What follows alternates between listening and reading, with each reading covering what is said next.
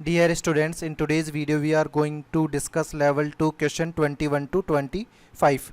Let's start from question 21. 21 में हमें क्या बोल रहा है? An electron in a hydrogen atom in its ground state absorbs 1.5 times as much energy as the minimum required for it to escape from the atom. What is the velocity of the emitted electron? तो हमारे पास atom से escape करने के लिए जो energy required होगी that is ionisation energy, और ionisation energy हमारे पास होते हैं plus 13.6 Z square upon n square होता है। तो यहाँ पर हमारे पास मिनिमम केस आप क्या कर सकते हैं कि जो इलेक्ट्रॉन है यूनि इलेक्ट्रॉनिक स्पीसीज में एन हमारा हमेशा 1 कंसिडर किया जाएगा क्योंकि एक ही इलेक्ट्रॉन होगा वहाँ पर। तो आयोनाइजेशन एनर्जी हो जाएगा प्लस 13.6, और ये एटम कौन सा दिया हुआ है? हाइड्रोजन एटम, तो जेड की वैल्यू 1 हो जाएगी। तो यहाँ पर 1 का square upon 1 square electron volt, ये मिनिमम एनर्जी रिक्वायर्ड है to remove an electron from an atom. तो इसका 1.5 टाइम्स यदि एक इलेक्ट्रॉन जो कि ग्राउंड स्टेट में है एनर्जी एब्जॉर्ब करता है, तो टोटल एनर्जी एब्जॉर्ब्ड जो हमारे पास हो जाएगी वो क्या होगी? Energy absorbed is equal to 13.6 into 1.5, तो ये 20.4 इलेक्ट्रॉन वोल्ट हो जाएगा। तो उसके बाद में अपने को क्या कर रहा है कि ये एनर्जी जो एब्जॉर्ब की है इस एनर्जी से आपको क्या करना है, आप एक्साइटेड स्टेट में जाएंगे। उसके बाद में जो यहाँ पर हमारे पास फोटो इलेक्ट्रिक इफेक्ट के बेसिस पे बात हो रही है, तो फोटो इलेक्ट्रिक इफेक्ट में हमारे पास ये इंसिडेंट एनर्जी है, ठीक है। और वर्क फंक्शन हमारे पास क्या हो जाएगा? Minimum energy to remove an electron from this atom. तो वर्क फंक्शन यहाँ पर क्या होगा? वर्क फंक्शन जिसे आप मिनिमम एनर्जी भी बोल सकते हो फाई, वो क्या है यहाँ पे? 13.6 इलेक्ट्रॉन वोल्ट। अब फोटो इलेक्ट्रिक इफेक्ट में बोले अपन तो total incident energy is equal to work function plus kinetic energy. तो इससे अपन काइनेटिक एनर्जी निकाल लें। काइनेटिक एनर्जी हमारे पास होती है ये total incident energy minus work function. Total incident energy हमारे पास है 20.4 माइनस 13.6, तो ये वैल्यू कैलकुलेट करने पे आ जाएगी 6.8 इलेक्ट्रॉन वोल्ट। ये हमारा काइनेटिक एनर्जी होगा, और काइनेटिक एनर्जी हमारे किसके बराबर होती है? Half M V square, 6.8 electron volt. अब यहाँ से आप हाफ एम वी स्क्वायर से निकालना चाहे काइनेटिक एनर्जी की वैल्यू दी हुई है, तो अपन क्या लिख सकते हैं? वेलोसिटी हमारे पास हो जाएगा 2 times of kinetic energy upon M इसका रूट। तो हमारे पास क्या हो जाएगा? 2, काइनेटिक एनर्जी की वैल्यू है 6.8, ठीक है, इंटू इलेक्ट्रॉन वोल्ट में जूल में कन्वर्ट करेंगे तो 6.8 into 1.6 into 10 to the power minus 19 joule हो जाएगा। तो यहाँ पर भी वही करेंगे 1.6 into 10 to the power minus 19 joule. और मास हमारे पास कितना दिया हुआ है इलेक्ट्रॉन का? It is 9.1 into 10 to the power minus 31। तो इस एक्सप्रेशन को जब आप सॉल्व करेंगे तो हमारे पास वेलोसिटी कितनी आ जाएगी? 1.54 into 10 to the power 6 metre per second. तो कौन सा ऑप्शन हमारा इससे मैच कर रहा है? ऑप्शन ए हमारा करेक्ट आंसर हो जाएगा, ठीक है। नेक्स्ट क्वेश्चन है 22। In a measurement of quantum efficiency of photosynthesis in green plants, it was found that 10 quanta of red light of wavelength 6850 angstrom were needed to release 1 molecule of O2, कि 1 molecule O2 को release out करने के लिए जो ये energy है ये required होगी। तो हमारे पास रिक्वायर्ड एनर्जी अपन बोलें तो किस तरह से निकल जाएगा? यहाँ पर रिक्वायर्ड एनर्जी हमारे पास होगी E is equal to n h nu, number of quanta यहाँ पे दिया हुआ है तो अपन क्या लिख देंगे?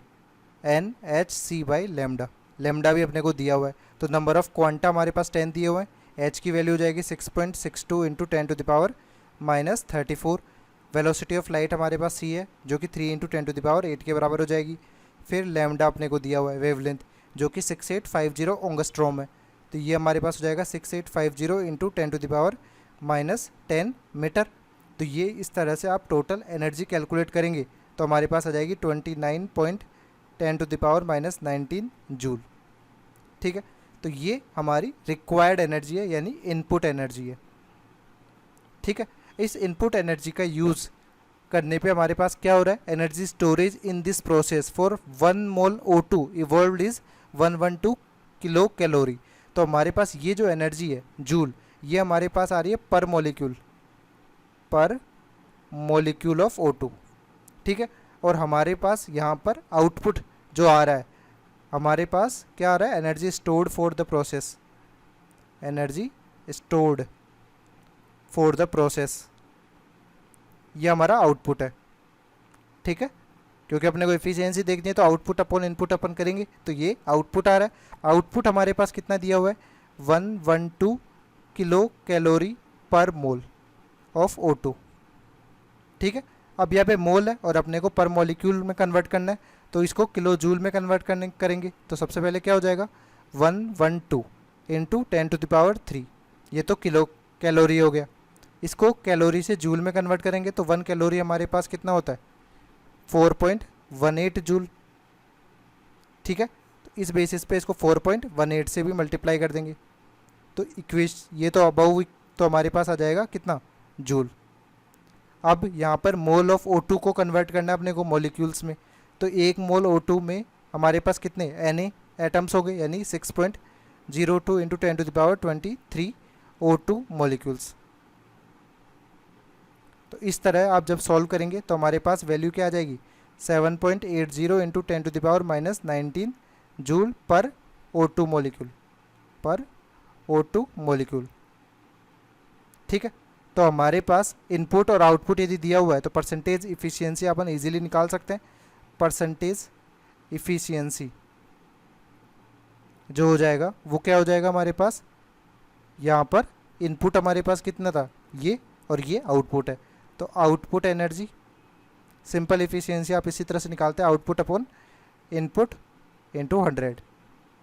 तो आउटपुट हमारे पास कितना आ रहा है, 7.80 इंटू 10⁻19, इनपुट है हमारे पास 29 इंटू 10⁻19 इंटू 100। तो हमारी कैलकुलेट करने पे इफिशियंसी आ जाएगी 26.9%। तो कौन सा ऑप्शन करेक्ट आंसर होगा, ऑप्शन बी हमारा करेक्ट आंसर हो जाएगा, ठीक है। नेक्स्ट क्वेश्चन है 23 में बोल रहा है, ए हाइड्रोजन लाइक स्पीसीज जिसका एटॉमिक नंबर Z है is present in a higher excited state of quantum number n। This excited atom can make a transition to the first excited state. First excited state का मतलब क्या है, n equal to 2 by successive emission of 2 photons of energy 10.20 electron volt and 17 electron volt respectively. तो total energy जो यहाँ पर emit हुई है ड्यूरिंग दिस ट्रांजिशन वो कितनी होगी, यहाँ पर total energy emitted by photo electron is equal to 10.2 plus 17 equal to हो जाएगा 27.20 इलेक्ट्रॉन वोल्ट, ठीक है। इसको बोला गया alternatively the atom from the same excited state can make a transition to the second excited state यानी n equal to 3 by successive emission of 2 photons of energy respectively determine the value of Z। तो अपने को ये जो energy emit हुई है ये अपने पास ट्रांजिशन कर रहे हैं अपन, कोई एक्साइटेड स्टेट n थी उससे n इक्वल टू 2 में, यानी हमारे पास n2 की जो वैल्यू है वो n है और n1 की जो वैल्यू है यहाँ पर 2 है। ये हमारा फर्स्ट केस है, ठीक है। इस फर्स्ट केस के केस में आप एनर्जी निकालें तो हमारा एनर्जी E1 जो होगा वो hc/λ1 अपन मान लेते हैं और ये बराबर हो जाएगा 27.20, ठीक है। अब यहाँ पर अपन देखें 1/λ1 का एक्सप्रेशन यदि आप लिखना चाहें in terms of Rydberg constant तो यहाँ पर होता ही है RH Z² 1/n1² minus 1/n2²। अब n1 और n2 अपने को डिफाइंड है, RH हमारे पास हो जाएगा, Z अपने को अननोन है यहाँ पर तो 1/2² माइनस 1/n², ये हमारा 1/λ1 हो जाएगा, ठीक है। अब यही एनर्जी टर्म अपने को चाहिए तो hc से दोनों तरफ मल्टीप्लाई कर देते हैं, तो hc/λ1 hc RH Z² upon 1/4 minus 1/n², ठीक है। तो ये जो एक्सप्रेशन आ गया हमारे पास इस एनर्जी का आ गया जो कि 27.20 दो ट्रांजिशंस का सबमिशन हो गया। अब अपन दूसरा केस देख रहे हैं, दूसरा ट्रांजिशन हमारे पास क्या हो रहा है कि अपन सेम हायर एक्साइटेड स्टेट से n इक्वल टू 3 में ट्रांजिशन कर रहे हैं, तब क्या होगा कि हमारे पास सेकंड केस जो हो जाएगा, उस सेकंड केस में N2 हमारे पास N ही है, बट N1 हमारे पास क्या हो गया, N1 हमारे पास यहाँ पर 3 हो गया। तो E2 जो हो जाएगा हमारे पास वो HC बाई हमारे पास कितना होगा, इसको λ2 कर सकते हो। इसके बाद में हमारे पास यहाँ पर क्या होगा, यहाँ पर भी वही बात होगी, HC कॉमन है, RH Z square 1/N1 square minus 1/N2 square. अब ये एक्सप्रेशन अपन देखेंगे, HC RH Z square 1/N1 square यानी 3 का स्क्वायर माइनस 1/N स्क्वायर, ये किसके बराबर है, E2 के बराबर है। और E2 हमारे पास क्या होगा, इसका समीशन हो जाएगा, यहाँ पर E2 जो हो जाएगा वो हमारे पास हो जाएगा 4.25 प्लस 5.95, तो बराबर करने पे ये आ जाएगी 10.20 इलेक्ट्रॉन वोल्ट, और ये जो वैल्यू है ये E1 के बराबर है। ठीक है, तो इसको आप 10.20 इलेक्ट्रॉन वोल्ट के बराबर कर देंगे। तो इक्वेशन हमारे पास कौन कौन सी आ गई, यहाँ पर ये इक्वेशन 1 है और ये इक्वेशन 2 है। आप इक्वेशन 1 और 2 को डिवाइड करेंगे तो क्या हो जाएगा, 1 और 2 को यदि आपने डिवाइड किया तो हमारे पास कौन कौन से टर्म कैंसिल हो जाएंगे, ये वाले टर्म्स तो डायरेक्टली कैंसिल हो जाएंगे, और हमारे पास बचेगा क्या, 1/4 minus 1/N square divided by 1/9 minus 1/N square, ये वैल्यू हो जाएगी 27.20 अपॉन 10.20। अब इस इक्वेशन में अननोन हमारे पास केवल n है, जब आप इसको सॉल्व करेंगे तो हमारे पास n की वैल्यू कितनी आ जाएगी, सॉल्व करने पे n की वैल्यू हमारे पास आ जाएगी 6। ठीक है, अब इस n की वैल्यू को अपने को एक एक्सप्रेशन में पुट कर लेना है, किसी भी में, आइदर इक्वेशन 1 और equation 2। Put value of n in equation 1 और 2, किसी में भी आप पुट करेंगे तो z की वैल्यू हमारे पास क्या आएगी, z की वैल्यू आ जाएगी 3। ठीक है, क्योंकि यहाँ पर आप जैसे n की वैल्यू पुट करेंगे, बाकी h c और r h की वैल्यू तो कांस्टेंट है, गिवन होती है, तो हमारे पास z की वैल्यू ऑटोमेटिकली कैलकुलेट हो जाएगी। तो हमारा कौन सा ऑप्शन करेक्ट आंसर होगा, यहाँ पर ऑप्शन सी करेक्ट आंसर हो जाएगा। ठीक है, नेक्स्ट क्वेश्चन है 24। Hydrogen atom is exposed to electromagnetic radiation of lambda 1025.6 angstrom and excited atom gives out induced radiation, what is the minimum wavelength of this induced radiation. तो हमारे पास सबसे पहले तो इस हाइड्रोजन एटम को जो एनर्जी वेवलेंथ की एनर्जी इंसिडेंट हो रही है, तो एनर्जी निकाल लेंगे अपन। एनर्जी का एक्सप्रेशन जो होता है वो होता है HC बाई लैम्डा, या आप कर सकते हैं 12400 लैम्डा इन ओंगस्ट्रोम। तो यहाँ पर एनर्जी आप कैलकुलेट करेंगे तो एनर्जी हमारे पास हो जाएगी 12400 लैम्डा ओंगस्ट्रोम में हमारे पास दिया हुआ है 1025.6, तो जब आप इसको कैलकुलेट करेंगे तो ये आ जाएगा 12.09 इलेक्ट्रॉन वोल्ट। अब अपन हाइड्रोजन एटम के एनर्जी लेवल्स की यदि बात करें तो हमारे पास E1, E2 और E3। यहाँ पर E1 एनर्जी हमारे पास क्या आएगा, -13.6 Z square upon N square से करते हैं, तो यहाँ पर 13.6 हो जाएगा। ये E2 हमारे पास 3.4 हो जाएगा और E3 हमारे पास -1.51 हो जाएगा। अब यहाँ पर आप change in energy delta E, E3 minus E1 करते हैं, तो E3 माइनस E1 करने पे हमारे पास क्या होगा, -1.51 प्लस 13.6, ये इक्वल हो जाएगा 12.09 के।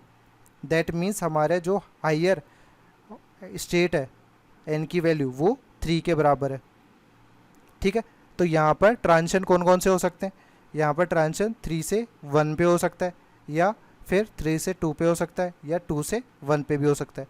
तो ये सारे ट्रांजिशंस पॉसिबल है, बट यहाँ पर अपने को मिनिमम वेवलेंथ पूछा गया है, तो एनर्जी हमारे पास जो होती है वो HC बाई लैम्डा होती है, यानी एनर्जी इन्वर्सली प्रोपोर्शनल होती है वेवलेंथ के। ठीक है, अब हमारे पास वेवलेंथ मिनिमम चाहिए, दैट मीन्स एनर्जी मैक्सिमम चाहिए, तो मैक्सिमम एनर्जी हमारे पास किस ट्रांजिशन के लिए कोरस्पॉन्डिंग होगी, इस ट्रांजिशन के कोरस्पॉन्डिंग होगी जहाँ पर एनर्जी डिफरेंस सबसे ज़्यादा होगा, मैक्सिमम एनर्जी। ठीक है, तो अपन क्या कंसिडर करेंगे, अपने पास एनर्जी आप कैलकुलेट करेंगे फॉर 3 to 1 ट्रांजिशन, तो हमारे पास एनर्जी जो होती है E is equal to HC by lambda. ठीक है, तो अपने को लैम्डा यदि चाहिए 3 to 1 ट्रांजिशन करने के लिए, तो h c upon delta E, ये डेल्टा ई क्या है, ये है हमारे पास E3 माइनस E1, ठीक है। तो हमारे पास ये वैल्यू कितनी हो जाएगी, कैलकुलेट करोगे आप, h c upon 12.09 electron volt है। जब आप इसको सॉल्व करेंगे तो ये वैल्यू हमारे पास नियरली किसके बराबर आएगी, 1025.6 ओंगस्ट्रॉम के, ठीक है। तो इसको आप नैनोमीटर में कन्वर्ट करेंगे तो 102.56 नैनोमीटर, जो कि राउंड ऑफ करने पे 102.6 नैनोमीटर हो जाएगा। तो कौन सा ऑप्शन हमारा करेक्ट आंसर होगा यहाँ पर, ऑप्शन ए हमारा करेक्ट आंसर हो जाएगा।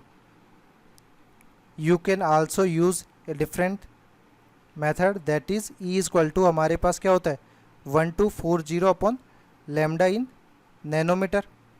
अब यहाँ पर डेल्टा ई तो अपने को दिया हुआ था ही, तो लैम्डा इन नैनोमीटर में आप क्या करते 1240 अपॉन डेल्टा ई, तो 1240 हमारे पास दिया हुआ है divided by change in energy यानी 12.09, तो ये वैल्यू हमारे पास 102.6 नैनोमीटर ही कैलकुलेट करने पे आ जाएगी। तो हमारा इससे भी क्या होगा, option A he correct answer होगा, ठीक है। नेक्स्ट है 25, if the lowest energy x raise have lambda this then estimate the minimum difference in energy between two Bohr's orbit such that an electronic transition would correspond to the emission of an X-ray, assuming that the electrons in other shell exerts no influence. At what Z minimum would it transition from second energy level to the first result in the emission of an X-ray, यानी n की value यहाँ पर 2 से आप n की value 1 पर जा रहे हैं, ठीक है। तो सबसे पहले अपन क्या करेंगे, यहाँ पर इस लैम्डा के कोरस्पॉन्डिंग एनर्जी को कैलकुलेट करेंगे। तो हमारे पास जो एनर्जी होगी वो हो जाएगा h c by lambda. H हमारे पास कितना दिया हुआ है 6.62 into 10 to the power minus 34, और सी हमारे पास क्या हो जाएगा 3 into 10 to the power 8 metre per second. Lambda हमारे पास कितना दिया हुआ है, it is 3.055 into 10 to the power minus 8 metre, ठीक है। अब जब आप इसको सॉल्व करेंगे तो हमारे पास वैल्यू कितनी आ जाएगी 6.52 into 10 to the power minus 18 joule, ठीक है। अब ये हमारा जो डेल्टा ई है ये इंसिडेंट एनर्जी है। अब अपन देखते हैं यहाँ पर क्या दिया हुआ है, estimate the minimum difference in energy between two Bohr's orbit such that an electronic transition would correspond to the emission of an X ray. तो हमारे पास जो ट्रांजिशन हो रहा है वो 2 से 1 में हो रहा है, तो इस ट्रांजिशन के कोरस्पॉन्डिंग यदि अपन एनर्जी निकालेंगे तो वो हमारे पास क्या होगी, हमारे पास जो एनर्जी का एक्सप्रेशन होता है ई एन वो होता है -13.6 Z square upon n square. तो यदि अपन डेल्टा ई निकालते हैं तो हमारे पास क्या हो जाएगा 13.6 Z square 1 upon n one square minus 1 upon n two square. अब अपने को जेड अननोन है तो अपन क्या कर सकते हैं, यहाँ पर इस पूरे एक्सप्रेशन को, यहाँ पर इस पूरे एक्सप्रेशन की वैल्यू अलग से निकालने की कोशिश कर सकते हैं। डेल्टा ई की वैल्यू तो अपने पास दी हुई है ही, तो अपन 4 हाइड्रोजन एटम यदि डेल्टा ई निकालते हैं तो उसको अपन रिप्रेजेंट कर देते हैं डेल्टा ई एच। तो ये हो जाएगा 13.6 जेड स्क्वायर का, हाइड्रोजन एटम के लिए जेड हमारे पास 1 हो जाता है, और इसके बाद 1 upon n one square minus 1 upon n two square. तो यहाँ पर 13.6 1 अपॉन एन वन स्क्वायर यानी 1 अपॉन 1 का स्क्वायर माइनस 1 अपॉन 2 का स्क्वायर। तो ये वैल्यू हो जाएगी 3/4 इंटू 13.6, ये वैल्यू होगी इलेक्ट्रॉन वोल्ट में, ठीक है। इलेक्ट्रॉन वोल्ट को आप जूल में कन्वर्ट कर सकते हैं, तो 3/4 into 13.6 into 1.6 into 10 to the power minus 19 joule. जब आप इसको सॉल्व करेंगे तो ये वैल्यू हो जाएगी 1.63 into 10 to the power minus 18 joule, ठीक है। तो ये डेल्टा ई एच अपने पास आ चुका है, जो कि हमारे पास इस पूरा टर्म का मीनिंग है। तो अपन जेड स्क्वायर यहाँ से निकाल, यहाँ पर एक्सप्रेशन क्या हो जाएगा delta E is equal to delta E H और जेड स्क्वायर। तो जेड स्क्वायर हमारे पास होगा delta E upon delta E H. Delta E हमारे पास यहाँ पर कितना दिया हुआ है, ये कैलकुलेट करने पे हमारे पास आया हुआ है एच सी बाई लेमडा। तो हमारे पास क्या हो जाएगा 6.52 into 10 to the power minus 18, divide कर दोगे आप इससे 1.63 into 10 to the power minus 18, तो ये वैल्यू कैलकुलेट करने पे आ जाएगी हमारे पास 4। जेड स्क्वायर हमारे पास 4 आ गया, दैट मीन्स जेड हमारे पास क्या हो जाएगा 2 हो जाएगा। जेड 2 किसके लिए होता है, हीलियम के लिए होता है। तो हमारा यही क्वेश्चन पूछा गया था कि एटॉमिक नंबर जेड हमारे पास कितना होगा, तो ऑप्शन 2 हमारा करेक्ट आंसर हो जाएगा। ठीक है।